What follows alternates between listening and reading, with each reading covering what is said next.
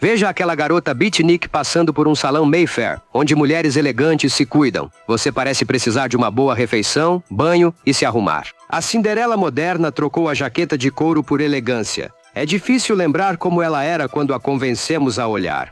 Após a crise dos mísseis de Cuba, em 1962, a Guerra Fria entrou em alta velocidade e o mundo inteiro começou a escolher lados. Ao mesmo tempo, a vida continuou. Elliott Gould se casou com Barbra Streisand. Jim Brown quebrou o recorde de corridas em uma única temporada da NFL pela segunda vez. E Annette Futicello estrelou Beach Party, que popularizou o biquíni. Claro, nem tudo eram recordes de corrida e biquínis. O Vietcong conquistou sua primeira grande vitória na Batalha de Papa. O furacão Flora matou mais de 7.000 pessoas no Caribe. E a única coisa em que todos podiam concordar era que estávamos vivendo em um mundo louco, louco, louco, louco. Tenho experiência médica, sou dentista.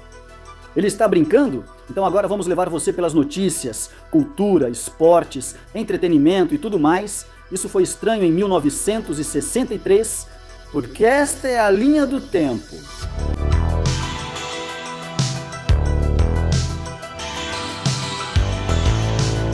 Bem, fique longe do depósito de livros do Texas, porque este episódio é todo sobre 1963. Mas antes de começarmos, não se esqueça de se inscrever no canal Weird History. Conte nos comentários quais aspectos dos anos 60 mais te interessam. Agora, pronto para saber o que ocorreu no ano do primeiro draft da NHL? Fique ligado, sou eu, Joe. No Japão, 1963 começou com a estreia do desenho animado Astro Boy. Criado por Osamu Tezuka e baseado em seu mangá de mesmo nome, o desenho acompanha Adam, um robô super-herói construído à imagem do filho falecido de seu criador, um cientista. Senhorita você vai morar comigo na minha casa, entendeu? Sim, me chame de pai. Grande sucesso no Japão e no exterior, a série de 4 temporadas foi o primeiro desenho japonês popular a incorporar a estética que hoje conhecemos como anime. O icônico anime Gigantor seria lançado em 20 de outubro, tornando 1963 um ano crucial para o meio. Em 14 de janeiro, George Wallace tomou posse como governador do Alabama. E seu discurso de posse, escrito por um líder da Ku Klux Klan, prometia segregação agora, segregação amanhã e segregação para sempre. Seu mandato o fez porta-voz nacional dos que resistiam à dessegregação. Mas ele sumiu da política após fracassar várias vezes tentando ser presidente. Ele também seria reeleito para o governo do Alabama na década de 1980, graças ao apoio esmagador da comunidade afro-americana, que o apoiou. Após pedir desculpas aos líderes dos direitos civis por seu passado, ele está arrependido. O governador Watts é infantil. Agora você pode acreditar. O programa a seguir é possível graças à assistência de uma doação da SNH, Green Staff. Buff Borguinho, ensopado francês de carne. Este é um borguinho. Temos alho, então aqui está um espremedor de alho. É só colocar o alho inteiro aí e pronto. Isso é muito fácil quando você não suja as mãos. Após pesquisar com ex-colegas da Smith College para uma reunião, a autora Betty Friedan iniciou o livro. Esse livro se tornaria A Mística Feminina, lançado em 19 de fevereiro, A Mística Feminina. Ela define a mulher unicamente em termos de sua relação sexual com o homem, como esposa, objeto sexual, mãe e nunca em termos humanos, como uma pessoa individual. Hoje, visto como um dos livros mais influentes do século XX, o livro de Friedan é frequentemente creditado por iniciar a segunda onda do movimento feminista. Criada pelo presidente Kennedy em 22 de fevereiro, a Medalha Presidencial da Liberdade reconhece quem contribui de forma meritória para a segurança, interesses nacionais dos Estados Unidos ou paz mundial, ou iniciativas culturais ou outros esforços públicos ou privados de destaque. Com a Medalha de Ouro do Congresso, é a maior honraria civil dos Estados Unidos. John F. Kennedy selecionou 31 homenageados para a nova medalha, mas não pôde entregá-las pessoalmente por causa de eventos trágicos. Falaremos disso em breve. Em 5 de março, uma tragédia abalou a música com a morte dos cantores Country Patsy Cline, Lloyd Cowboy Coppas, Harold Franklin, Hank Shaw Hawkins e do piloto Ramsey Doris. Randy Hughes faleceu em um acidente de avião perto de Camden, Tennessee. Patsy Cline, famosa pela versão de 1956 de Caminhando Após a Meia-Noite, foi uma das primeiras estrelas femininas da música country e é considerada uma das musicistas mais influentes do século XX. Em 12 de março, Alec Heidel, de Dallas, Texas, fez um pedido por correspondência de um rifle de infantaria fabricado pela Royal Arms Factory, em Terni, Itália. O rifle, que vinha com uma mira telescópica acoplada, custou $0,95 mais $1,50 de frete e manuseio, e foi enviado para uma caixa postal de Dallas, alugada em nome de A. Heidel. No entanto, mais tarde, viria à tona que Alec Heidel era, na verdade, Lee Harvey Oswald, e esse rifle seria encontrado no depósito de livros do Texas pouco depois do assassinato do presidente Kennedy. Meu nome é Alfred Hitchcock e espero conscientizá-los sobre nossos bons amigos. Os pássaros não atacam as pessoas sem motivo algum. Sim, eles atacam as crianças. Atacam mesmo. Não suba desse lado. Eles entraram pela chaminé. Por que estão fazendo isso? É o fim do mundo. A Ferrovia de Los Angeles, ou Carros Amarelos, era uma grande rede de bondes que transportava pessoas pelo centro e arredores da cidade. Fundada em 1895, a ferrovia se tornaria o maior serviço de bondes do mundo na década de 1920. No seu auge, ela cobria 1.100 milhas de trilhos com 900 carros elétricos, sendo considerada o sistema de transporte mais importante da cidade. Mas o boom dos automóveis após a guerra levou a uma diminuição no uso, então o serviço foi encerrado em 31 de março de 1963. Na década de 1980, o sistema de bondes de Los Angeles estava quase esquecido, o que talvez explique seu uso como recurso de enredo na obra-prima de Robert Zemeckis, Uma Cilada para Roger Rabbit, lançada em 21 de junho de 1988. Ei, senhor, você tem um carro? Quem precisa de carro em Los Angeles? Temos o melhor transporte público do mundo. A animação híbrida com live action traz o vilão Juiz Doom, que desmonta o sistema de bondes de Los Angeles para construir uma rodovia, refletindo empresas automobilísticas reais que aceleraram o fim dos bondes. Um plano de construção de proporções épicas, estamos chamando de rodovia. Essa ideia idiota de rodovia só poderia ter sido inventada por ele também. Hospital Geral foi uma novela exibida de dia, estreando na ABC em 1º de abril. Se você sai para passear com seu namorado após ele beber e ocorre um acidente, como pode reclamar do seu rosto? Situada em um hospital de Port Charles, Nova York, o elenco original incluía João Berardino e Emilia McLaughlin. Nos anos 1980, a série passou a focar no casal favorito dos fãs, Lucas e Laura, interpretados por Antônio Geary e Ginny Francis. A série, que ainda está no ar, detém o recorde do Emmy diurno de melhor série dramática, com 14 vitórias. Este episódio de Linha do Tempo é apresentado por Quem Mora Aqui.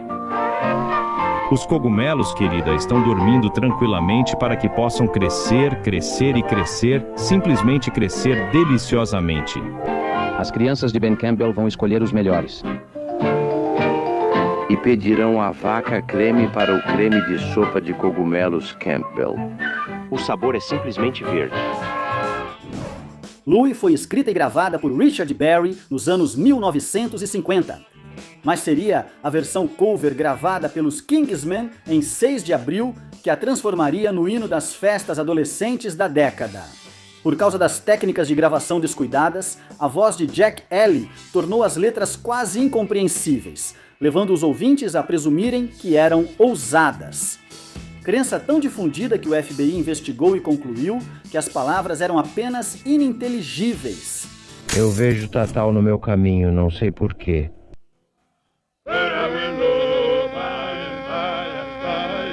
O canto do Quarteto dos Caddies em frente ao clube significa apenas uma coisa: primavera. Em Augusta, o 27º torneio Masters foi realizado no Augusta National Golf Club entre 4 e 7 de abril.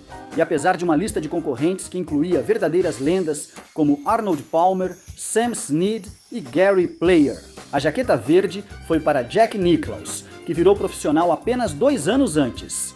Além disso, a vitória de Nicklaus o tornou o mais jovem golfista a vencer um Masters até então. Na década de 1960, Lenny Bruce já era considerado o comediante mais chocante de sua época. Obscenidade tem um significado específico. Apelar para o princípio de te deixar excitado, só isso. Obscenidade. Sim, essa fama lhe garantiu apresentações em locais como o Carnegie Hall, mas também gerou conflitos com autoridades que viam seu show como obsceno. Vou estar presente na sua apresentação, Sr. Rose, esperando que você use um material apropriado e não viole as leis de obscenidade do estado de Nova York. Ele foi preso em São Francisco em 1961 e em Los Angeles e Chicago em 1962. Então, quando ele tentou levar seu show para a Inglaterra, em 8 de abril de 1963, os britânicos não aceitaram. Bruce teve a entrada negada e foi imediatamente colocado em um avião de volta para Nova York. A estreia de Pete Rose na Liga Principal de Beisebol não foi boa. Ele não conseguiu rebatidas nas 11 primeiras tentativas, então era compreensível a preocupação dos torcedores com o novato. Em 13 de abril, ele conseguiu sua primeira rebatida, uma tripla contra Bob Friend, do Pittsburgh Pirates, e nunca mais olhou para trás. Charlie Hustle encerrou sua carreira como o maior rebatedor da história do beisebol, com 4.256 rebatidas. Você já disse que queria ser o primeiro jogador de beisebol a ganhar $100 mil sem rebater home runs? Isso mesmo. Vamos ver isso em janeiro, quando saírem os contratos. Após ser preso em Birmingham, Alabama, por participar de protestos contra a segregação, Martin Luther King Jr. decidiu escrever uma resposta às acusações feitas a ele. Meus caros colegas religiosos, enquanto estou confinado aqui na cadeia municipal de Birmingham, deparei-me com sua recente declaração chamando minhas atividades atuais de imprudentes e inoportunas.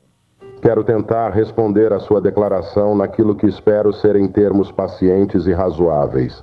Endereçada a 8 clérigos brancos que o criticaram, a icônica carta de King, escrita em 16 de abril, reafirmou seu compromisso com o protesto pacífico. Mas rejeitou a ideia de estar indo rápido demais, dizendo: Sabemos por experiência dolorosa que a liberdade nunca é dada voluntariamente pelo opressor. Ela deve ser exigida pelos oprimidos.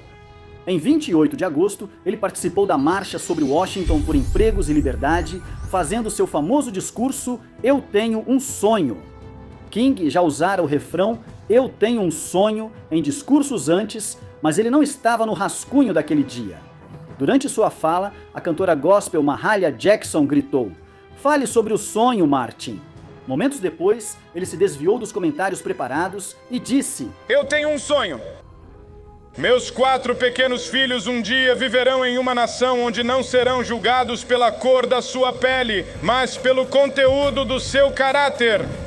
O primeiro-ministro britânico Winston Churchill liderou os aliados à vitória na Segunda Guerra Mundial. Mas, em 1945, seu partido perdeu as eleições e ele deixou o cargo.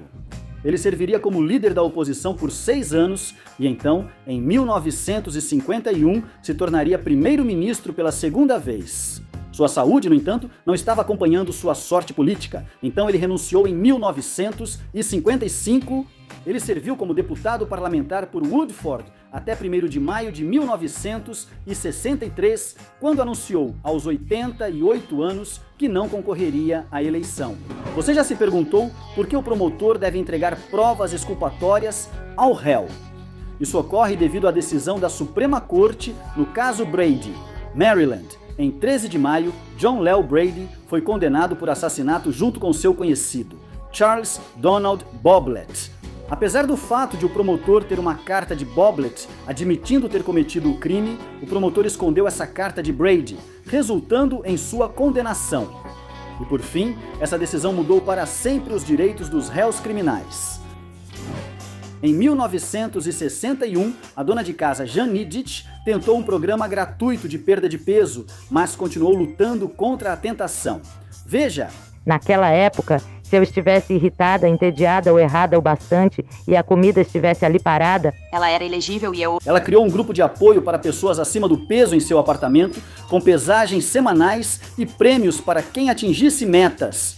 Agora me sinto feliz, por dentro e por fora. Ficou tão popular que passou a orientar grupos em outros bairros. Um desses grupos se reunia na casa de Al Lipper, que sugeriu a Jean criar o negócio Vigilantes do Peso, fundado em 15 de maio. Em dezembro de 1962, Harvard estava alertando os estudantes sobre os perigos do LSD. Psicólogos de Harvard, Timothy Leary e Richard Alpert, incentivavam estudantes a experimentar a substância. As coisas chegaram ao auge em maio de 1963, quando Alpert foi demitido por dar a droga, psilocibina, a um estudante de graduação. Não estamos preocupados com as drogas, estamos principalmente preocupados com a mente do homem. Como podemos usar nossa própria mente? Essa é a nossa busca pessoal. A pesquisa com LSD, em vez de responder algo, só levanta novos paradoxos sobre o futuro da humanidade. Leary, que em breve se tornaria o maior defensor do LSD, foi então demitido em 27 de maio, supostamente por faltar às aulas. Mas sua promoção do LSD era amplamente suspeita de ser o verdadeiro motivo. Eu sou Marcos Antônio. Eu sei quem você é, o que você é. Procônsul de todo o Império Romano a leste da Itália. E sem um tratado de aliança com o Egito, você não conseguiria manter os territórios sob seu comando. Verdade, possivelmente. E Lorde Antônio, você vem a mim como suplicante. Se optar por me considerar assim, você, portanto, será um suplicante diante deste trono. Você irá se ajoelhar? Eu vou fazer o que de joelhos? Em 12 de junho, o ativista dos direitos civis Medgar Evers, que lutava contra a segregação na Universidade do Mississippi, foi baleado na entrada de casa por um assassino desconhecido. Ele foi levado a um hospital local que recusou sua internação devido à sua raça, até perceberem quem ele era. Mesmo assim, Medgar Evers, de 37 anos, morreu menos de uma hora depois. O assassinato brutal de Medgar Evers foi uma notícia chocante e trágica para todas as pessoas de boa vontade. Acho que isso revela que ainda temos um longo caminho a percorrer neste país antes de alcançarmos os ideais de decência e os ideais de fraternidade. O assassino Byron Dele Beckwith foi preso em 21 de junho, mas libertado após 2 júris, formados só por brancos, não chegarem a um veredito. Por décadas, parecia que Dele Beckwith havia escapado da justiça, mas graças aos esforços da esposa de Evers, Merle, e do repórter Jerry Mitchell, do Jackson Clarion Ledger. Em janeiro de 1994, Dele Beckwith, que durante décadas se gabou de ter escapado impune do assassinato, foi julgado. Vá para sua cama, senhor. Você atirou no meu motorista quando pegou um laptop e foi embora? Desta vez, um júri composto por 8 afro-americanos e 4 brancos o condenou por unanimidade. Ele morreria na prisão aos 80 anos em 2001. Tudo o que eu quero fazer é dizer viva, Medgar! Viva, de manhã estarei tão longe que você não ouviria nem tiros de obuses. Você é maluco, devia ser internado. Vocês dois, caras de 250 andando assim pela estrada. Alguns na estrada, outros perto do trem. Você já pensou que vai alertar todos os capangas do país? Qualquer um com um forcado vai te procurar. Eles vão aparecer e te pegar tão rápido que você nem vai entender. Não consigo dizer quem está ganhando. Você consegue? Ainda não?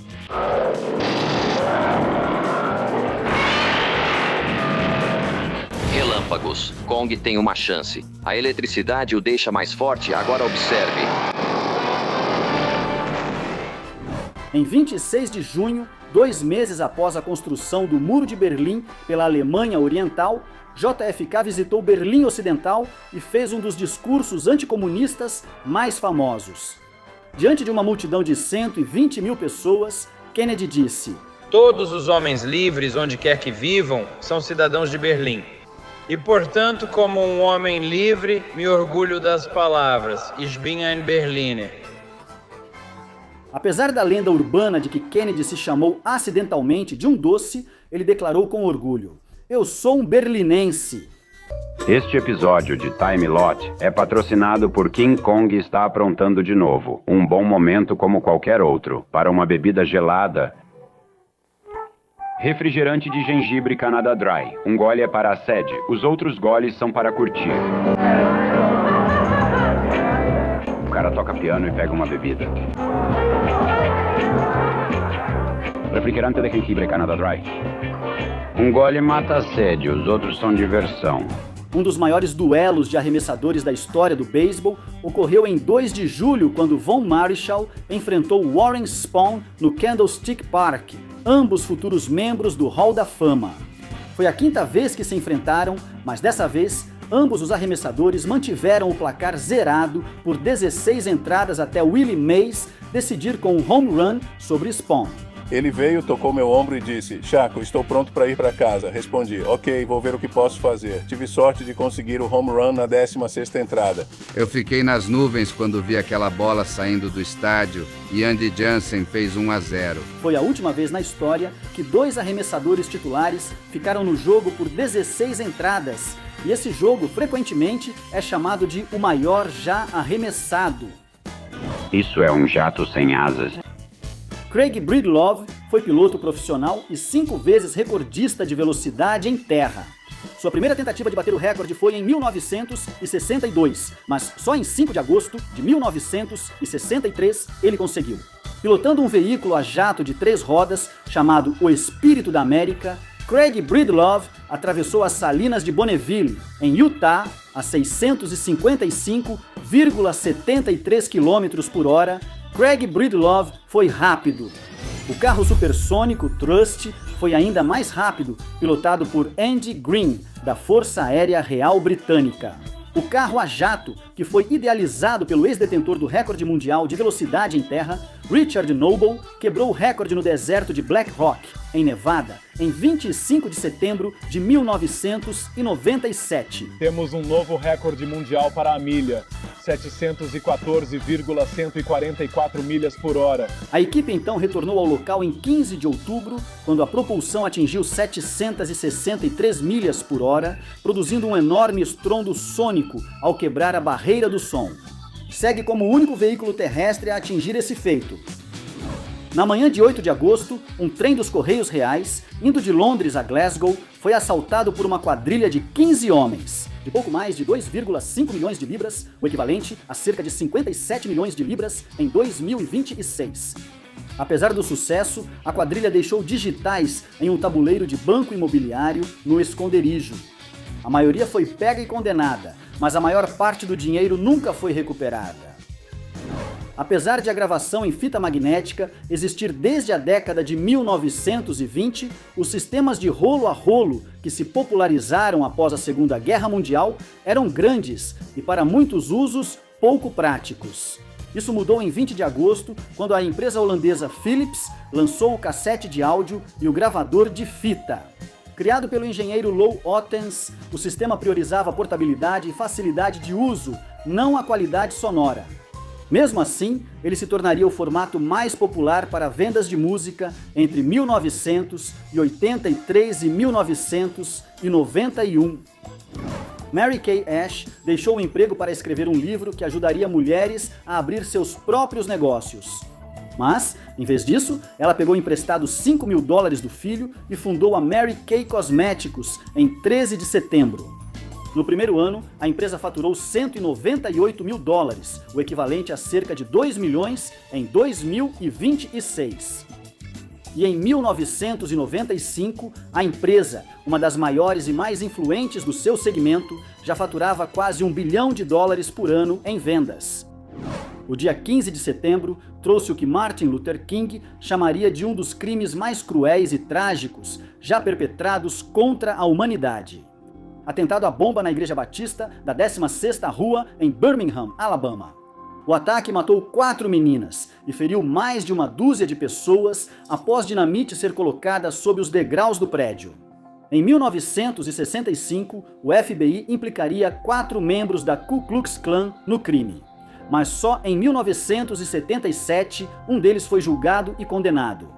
Mais 2 seriam condenados em 2001 e 2002. Mas o quarto morreria sem nunca ser acusado. O fugitivo... Agora há 6 meses, um fugitivo. Este é Richard Campbell, com uma nova identidade, outra jornada, outro lugar. Caminhe nem muito rápido, nem muito devagar. Cuidado com os olhos dos estranhos. Continue se movendo. Papai, você faria yoga? Ah, tem mais disso, tudo anos 70, exceto francês, no qual você tirou 65. Essa é minha professora de francês. Ela não é boa em francês, está com a cabeça em outra coisa. Acabou de sair para casar. O pianista dos Muppets, Holt, o cachorro, foi interpretado por Jim Henson e foi criado em 1962 para uma série de comerciais canadenses da Purina. Mas em 26 de setembro de 1963, ele apareceu em um lugar bem diferente. Este é o Ralph, que queremos que toque aqui. Como convidado no programa do Jimmy Dean. O público adorou o personagem e ele apareceria em mais 85 episódios, tornando-se o primeiro Muppet a aparecer regularmente na televisão. Ei! Jimbo, me ajuda a sair daqui. Vou tentar. Estão te tratando bem? Como um cachorro. Na década de 1950, a impressão colorida era uma bagunça. Fabricantes de tinta, designers e impressores faziam suas próprias versões das cores, e não havia uma linguagem universal para distingui-las. Mas Lawrence Herbert, um químico da M.J. Levine Advertising de Nova Jersey, teve uma ideia. Ele diminuiu as cores básicas usadas pela empresa de 60 para 10 e criou receitas detalhadas para milhares de tons. O sucesso do sistema de Herbert o levou a comprar os ativos da empresa. Seu novo negócio, Pantone, revolucionaria a impressão com seu sistema de cores, lançado em 30 de setembro. Este episódio do Time Live é trazido até você por um analgésico só é tão bom quanto o sistema que o entrega. Neste caso, o sistema Alka-Seltz é o melhor. Essa parte que eles estão colocando na cápsula agora é o analgésico, 5 grãos. Tanto quanto a aspirina comum, o principal alcalinizante. Com os tamponantes e a efervescência, é suficiente para tirar o analgésico do estômago e levá-lo rápido até a dor de cabeça. 3, 2, 1, 0.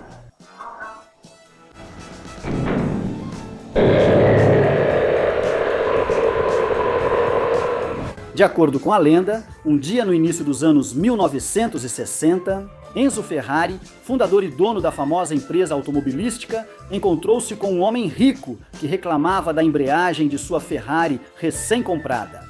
Enzo ignorou as reclamações, irritando o homem, que jurou criar sua própria empresa de carros esportivos por vingança. O nome desse homem era Ferruccio Lamborghini, e seu primeiro projeto, o Lamborghini 350 GTV, foi apresentado em 30 de outubro no Salão do Automóvel de Turim.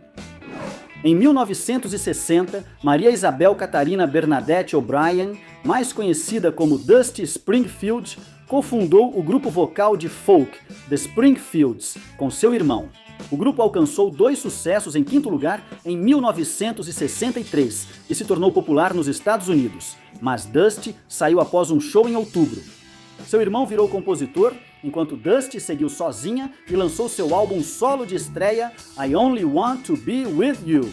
Em 8 de novembro, a música chegou ao 4º lugar nas paradas, marcando o início de uma carreira solo lendária.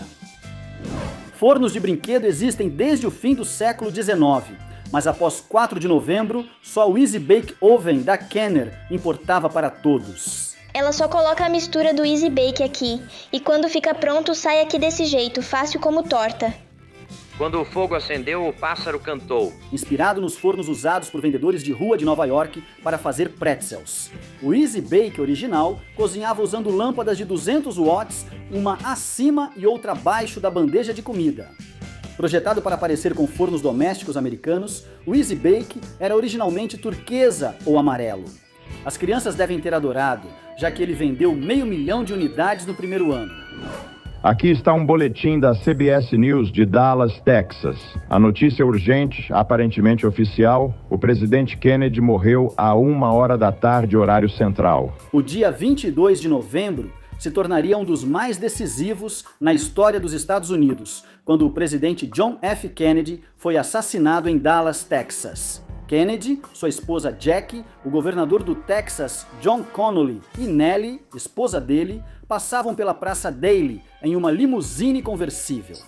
Quando tiros atingiram o presidente, a carreata correu ao Hospital Memorial Parkland, mas era tarde. Kennedy foi declarado morto 30 minutos após o atentado. O primeiro episódio de Doutor, que foi ao ar na BBC em 23 de novembro, intitulado Uma Criança Sobrenatural, apresentou 2 professores que seguem uma aluna até sua casa. Lá, eles descobrem que a cabine policial onde ela parece morar é maior por dentro, antes que possam revelar seu segredo. Porém, seu avô, um homem misterioso chamado Doutor, usa a cabine, conhecida como TARDIS, para sequestrá-los e levá-los a um mundo alienígena. Um grande sucesso, a série continuaria até 1989. Após ser cancelada, Doctor Who desapareceu até 12 de maio de 1996, quando retornou como um filme para a TV, estrelado por Paul McGann. Como o 8º Doutor, a série prometida não ocorreu devido à baixa audiência. Mas em 26 de março de 2005, o Doutor retornou novamente, desta vez estrelado por Christopher Eccleston, como a 9ª encarnação do personagem. O episódio piloto teve alta audiência e críticas positivas, lançando uma franquia que continua até hoje. Após JFK ser baleado, testemunhas disseram ter visto um atirador em uma janela do 6º andar do depósito de livros do Texas. Esse homem seria rapidamente identificado como Lee Harvey Oswald e logo preso. Oswald negou ter matado Kennedy e afirmou aos repórteres: "Me prenderam porque morei na União Soviética. Sou apenas um bode expiatório", mas ele nunca teria seu dia no tribunal, pois em 24 de novembro, o dono da boate, Jack Ruby, matou Oswald no porão da delegacia de polícia. Oswald faleceu às 13h07. Ele morreu. Segundo Ruby, ele queria poupar Jack Kennedy do estresse de um julgamento. Grande parte do mundo se horrorizou com o assassinato de Kennedy. Mas Malcolm X, o segundo membro de mais alta patente do movimento muçulmano negro chamado Nação do Islã, disse à imprensa: "Como um velho garoto do campo, ver as galinhas voltando para casa sempre me alegrou, nunca me entristeceu." Bem, eu disse a mesma coisa que todo mundo disse, que o assassinato dele foi resultado do clima de ódio. Só disse, as galinhas voltaram para casa, que é o mesmo. Se acha que há progresso, enfie uma faca nas minhas costas 9 polegadas e tire 6. Não é progresso. O líder da Nação do Islã, Elijah Muhammad, discordou e suspendeu Malcolm do grupo em 4 de dezembro, alegando que a imprensa distorceu seus comentários. Malcolm admitiu, não deveria ter dito aquilo. Se você estivesse assistindo o Exército e a Marinha de 7 de dezembro na TV, talvez ficasse confuso. Quando o quarterback Carl Stitchway marcou um touchdown correndo e quase repetiu o feito segundos depois. Não era um déjà vu coletivo, mas sim o primeiro replay instantâneo da história. Antes, os replays só apareciam no intervalo, pois era difícil prepará-los rápido. Mas graças a um sistema inventado pelo diretor da CBS, Tony Verna, que envolvia marcar as fitas com sinais de áudio, os replays se tornaram instantâneos de repente. Sinto sua falta. Os convidados não passarão por nenhum constrangimento. Eles nem sequer perceberão que os principais homens estão presentes disfarçados. Nesse caso, você tem a minha permissão.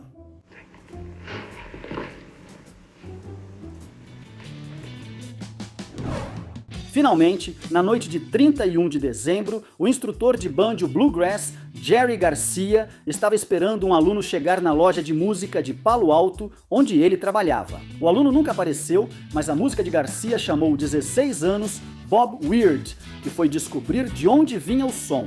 Eles improvisaram juntos por horas, antes de formar uma jug band, que depois se tornou o Grateful Dead. A banda se tornaria praticamente sinônimo do movimento hippie, e Jerry e Bob continuariam tocando juntos pelos próximos 32 anos. E foi assim que 1963 terminou. Kennedy estava morto, Oswald estava morto, Bob e Jerry estavam a caminho de se tornarem o Grateful Dead. E nada na vida americana jamais seria o mesmo novamente. Te vejo aqui de novo em 1964. Então, o que você achou e qual desses itens achou mais interessante? Conte pra gente nos comentários abaixo e aproveite para conferir alguns desses outros vídeos da Linha do Tempo.